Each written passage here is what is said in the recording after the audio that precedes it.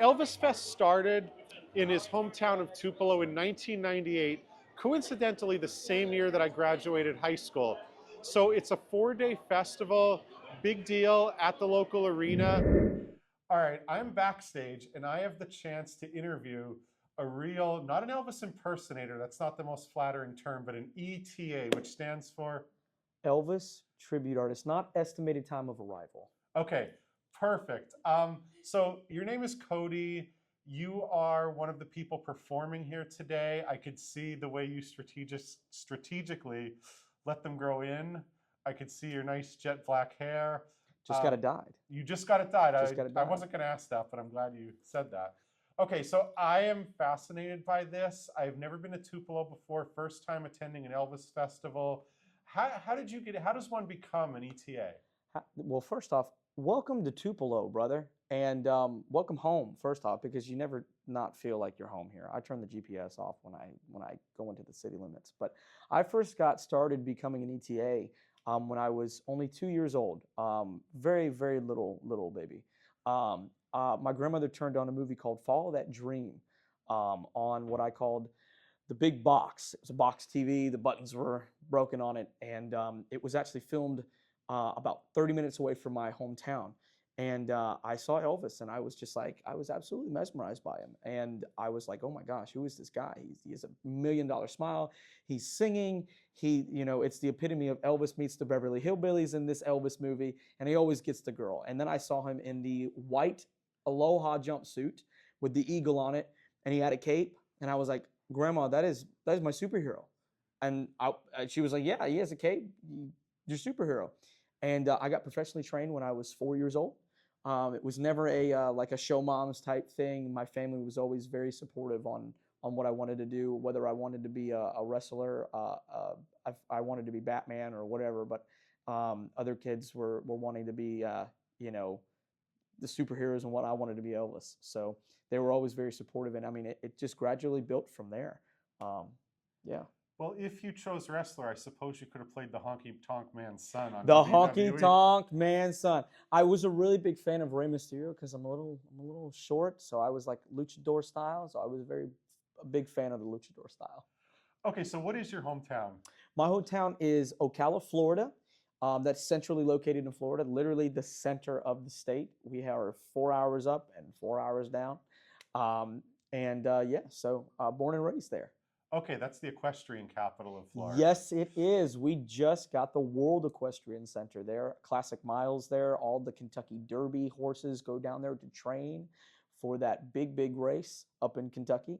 Yes, absolutely. All right, my big question might be an odd one, but I would love to know, number one, how much does a typical Elvis jumpsuit cost if there's a typical one, and how many do you have?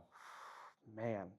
Well, I'm taking out the fourth mortgage on my home to make next year's purchase. No, I'm just kidding. How does one obtain an Elvis jumpsuit? Well, I can tell you this: you don't buy it from Walmart, and you don't buy it from Party City. All right, so that's rule number one. You want to go to a company called B&K Enterprises out of Indiana.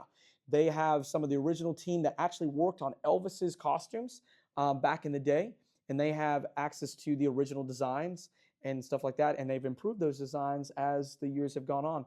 But I have about 45 different jumpsuits in my closets. And yes, closets is plural because I have about 5 of them that I've taken up. If you don't count if you count just the jumpsuits and you're counting just those. If you're counting everything, I probably have over 100 outfits, much like everybody in this industry probably does. So on average, jumpsuits can cost anywhere as low as $1,500 and as high as $6,500. So again, fourth mortgage on the house, it's needed. That's New York City rent. Yes, that's a month. month in New York City. Okay, perfect. Thank you very much. I want to know one thing. Have you performed yet, or are you about to perform? So I've performed a couple of times this weekend. Performed at the opening night gala. I did Bridge Over Troubled Waters and Suspicious Minds, and I actually wore a recreation of Elvis's sundial outfit, which again was known for the later half of his career, but it's criminally ignored because of that. But he also wore it in 1974 in Lake Tahoe, and he was very tan, he was very slim, he looked like a rock star, as he always did. He never not looked like a rock star. And then on Thursday night, Welcome Home Tupelo, um, I performed Wash My Hands in Muddy Water, which is an Elvis country tune that doesn't get done that often, and another Elvis country tune called We Can Make the Morning, which is another underrated power song by Elvis Presley. One of my biggest observations here is I haven't heard the same song twice, I don't think, since I've been here. And we're already Yes. on, I believe, day 3. Day 3, going on to the last day tomorrow. Absolutely. But we have a great producer in Jason Russo, the MD of the TIC band that is backing us up the entire weekend, all the way from down under and Australia. Um, you know, they're great down there. Yeah, Except the wildlife. The wildlife just wants to, they're not really that friendly. Everything wants to like hurt you down there. Yes. So I mean, they pick and go through every single set list and make sure that the set lists don't overlap. That's what I was really curious about, because Absolutely. I've heard more Elvis songs that I don't know than ones I do know. That is the goal of coming to an Elvis Fest, is not only to have fun, to party with other Elvis fans such as us, but also to learn more about his career, because he had so many songs. He had over 800 songs, more than just Hound Dog, Suspicious Minds, Burning Love. Okay, yeah, that's the thing. 800 different songs. Yep. And it's really interesting that the jumpsuits, you get them in Indiana, because I believe his last show was Indianapolis. It was Indianapolis, 1977, June 26th. Okay, so Yes. we're going on the math here, 47-year anniversary. Yes, yes. We Possibly. just celebrated the 45th. Okay. And absolutely. Most people remember the CBS special, but and again, he still looked like our Elvis, but I mean, he was always top notch. His vocals were always top notch till the very end. Okay, do you have a website or a social handle you want to plug? Yes, Cote ETA_official on Instagram. Look for the blue check. There's a lot of crazy people out there that make spam accounts. Just look for the blue check, and it's Cote Deonath, COTE Say it with me like the Banana Boat song. Deo Nath, hard nath at the end. Not detonate, not Denotah, not Cote, not this, not Cote. That's it. And Cote, ultimateelviscote.com. Well, your enthusiasm, it's just infectious. I'm not an Elvis fan, but it's impossible not to just be taken in by all the enthusiasm here, the attention to the outfits, just the way that people are just so into this music and celebrating it. So it's every June in Tupelo. Yes. I'm sure you go to others too. Yes, I'm actually outside of Tupelo. I produce 10 different Elvis festivals with Elvis Presley Enterprises as well, all across the United States. So I'm not only an Elvis tribute artist, but I am also a producer of Elvis festivals. I started my production company at the age of 20 years old.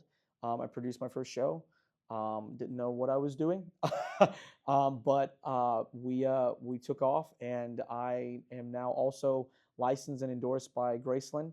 And we travel all over the country: Arizona, Arkansas, Myrtle Beach, South Carolina, Florida, Georgia, Louisiana, Arizona, Texas, Kentucky, Illinois. So I mean, and we have a cruise this year as well. And I even saw an Aussie Elvis here, I believe. An Aussie Elvis, yes, you did, absolutely.